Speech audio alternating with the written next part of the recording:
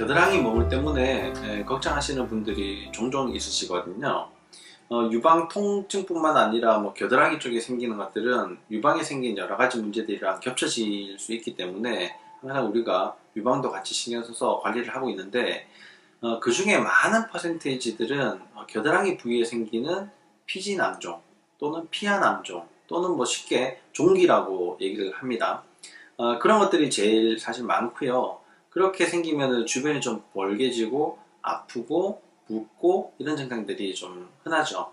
물론 겨드랑이에서 만져지는 다른 멍울들도 있습니다. 임파선이 좀 커졌을 경우에 그런데요. 겨드랑이 임파선들은 팔에 문제가 생기거나 가슴 상체에 문제가 생겼을 경우 겨드랑이 임파선이 커지게 됩니다.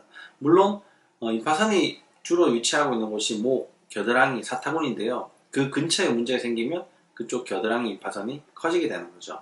그래서 겨드랑이 임파선에 문제가 있다면 유방이랑 팔 쪽을 좀 면밀히 관찰을 해보시는 것이 좀 필요하실 것 같고요.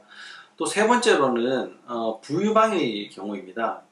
젖을 만들어내는 유선 조직이 가슴에 있는 것을 유방이라고 얘기를 하고요. 그런 유선 조직이 가슴 이외에 다른 곳에 있는 경우에 부유방이라고 합니다. 근데 부유방의 95%에서 97%는 대부분 겨드랑이에 있거든요. 여성 인구의 한 3분의 1쯤이 부유방을 가지고 태어납니다. 처음에는 잘 모르는데 살이 쪄서 가슴이 커지거나 임신하거나 수유할 경우에 가슴이 커지는 경우, 그럴 때 같이 이제 커지게 되는 거죠. 흔히 이제 알 수 있게 되는데, 생리전 증후군이 유방통으로 많이 나타나시는 분들은 겨드랑이 부위가 같이 아플 수 있습니다. 부유방이 있을 경우에 말이죠. 부유방에 유선 조직이 붓는 것처럼, 부어서 가슴이 아픈 것처럼 부유방이 부으면 똑같이 아플 수 있고요. 그게 멍울처럼 만져질 수 있습니다. 겉으로 봐서는 이게 피지낭종인지 부유방인지 겨드랑이 멍울인지 잘 분간이 되지 않을 경우들도 있지만, 대부분 염증 때문에 생기는 피지낭종은 우리가 쉽게 구별을 하실 겁니다. 일단은 보시면은 아하, 이게 종기구나 라는 걸 알아채실 수 있고요. 나머지는 검사를 해보시고 좀 더 정확한 판단을 하셔야 되는데, 부유방이거나 겨드랑이 멍울 같은 경우에는 수술을 해야 될 가능성들은 별로 없고요.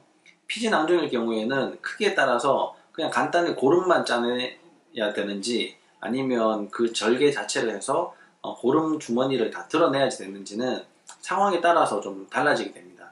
단지 고름이 이미 시작이 된 경우에는 항생제를 먹어도 줄어들거나 없어지지 않거든요. 그러니까 초기에 좀 딱딱하게 문제가 생겼을 경우에는 항생제를 드셔보시는데, 이미 고름이 돼서 벌겋게 되고 통증이 심할 경우에는 항생제를 드셔도 되지 않으니까 그때는 너무 장기간 보고 관찰하지 마시고 일찍 오셔서 빨리 해결하는 것이 가장 좋은 치료법이라고 생각합니다.